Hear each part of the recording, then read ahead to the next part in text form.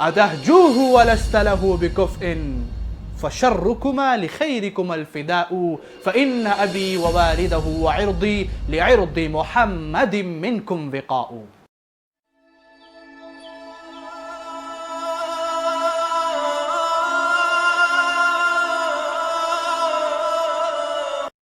وما علمناه الشعر وما ينبغي له إن هو إلا ذكر وقرآن مبين.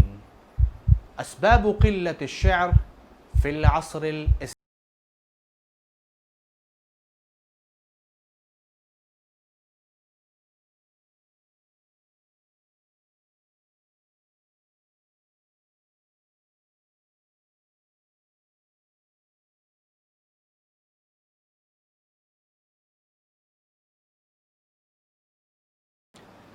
بسم الله، الحمد لله، والصلاة والسلام على رسول الله، وبعد.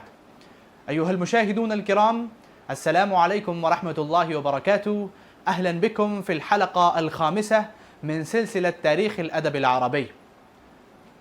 قل الشعر في العصر الإسلامي، وضعف التفات العرب إليه وإقبالهم عليه واهتمامهم به.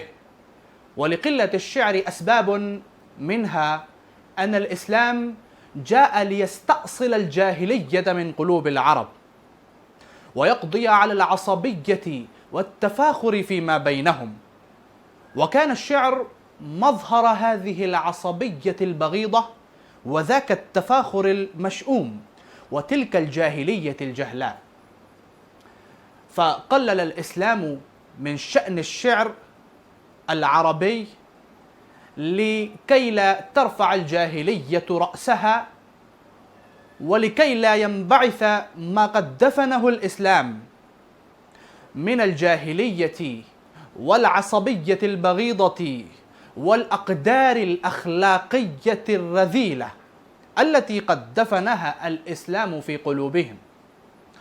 فلذلك نجد الشعراء الإسلاميين لا يلتفتون إلى الشعر، غير أن النبي صلى الله عليه وسلم حرضهم على قرض القصائد في الدفاع عن الإسلام. فأمر أولا عبد الله بن رواحة رضي الله تعالى عنه، ولكن لم يرضى بشعره. ثم أمر كعب بن مالك الأنصاري رضي الله تعالى عنه، ولم يرضى بشعره. ثم أمر بذلك حسان بن ثابت رضي الله تعالى عنه، وقال له: تعلم الأنساب، تعلم أنساب قريش فإنني أنا منهم.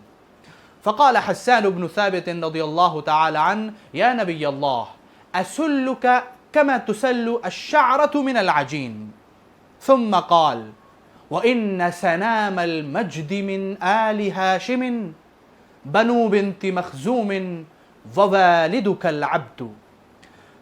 وله قصيدة طويلة هجا فيها أبا سفيان حينما هجا أبو سفيان النبي صلى الله عليه وسلم، فقال حسان بن ثابت رضي الله تعالى عنه: ألا أبلغ أبا سفيان عني فأنت مجوف نخب هواء، وإن سيوفنا تركتك عبدا وعبد الدار سادتها الإماء. هجوت محمدا فأجبت عنه وعند الله في ذاك الجزاء. هجوت مباركا برا حنيفا أمين الله شيمته الوفاء.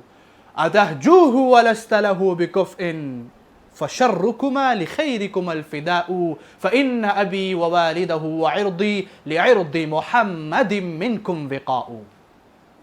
والسبب الثاني وراء قلة الشعر في العصر الإسلامي هو شخصية النبي صلى الله عليه وسلم، فهو كان أفصح العرب، ولد في قريش وترعرع في بني سعد، وأنزل القرآن على قلبه وجرى على لسانه،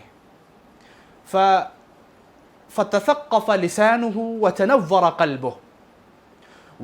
ومع ذلك إنه كان قائد المسلمين ورائدهم، وفيه أسوة حسنة لهم، فهم يقتفون أثره ويحذون حذه ويسلكون الطريق الذي سلكه في كل أمر من الأمور حتى في الكلام.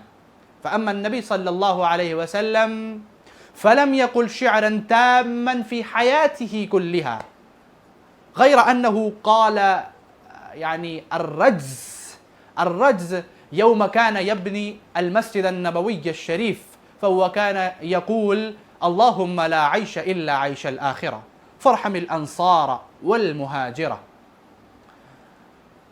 فالنبي صلى الله عليه وسلم لم يستخدم للكلام سوى النثر، فلذلك توجهت قلوب المسلمين إلى النثر الفني. والسبب الثالث هو نزول القرآن الكريم في بداية هذا العصر الإسلامي. فالقرآن الكريم لم يكن أسلوبه نثرا ولا نظما، بل اختط له أسلوبا يحمل جمال الشعر، جمال النظم، وجدية النثر وفخامته.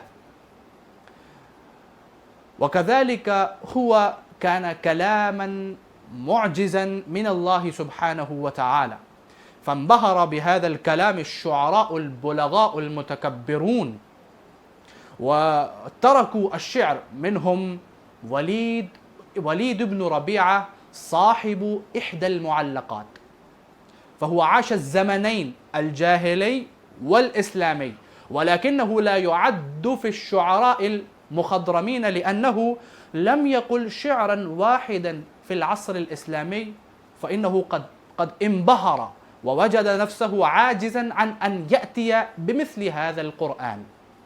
فهذه هي الأسباب الثلاثة وراء قلة الشعر في العصر الإسلامي. نكتفي بهذا القدر، والسلام عليكم ورحمة الله وبركاته.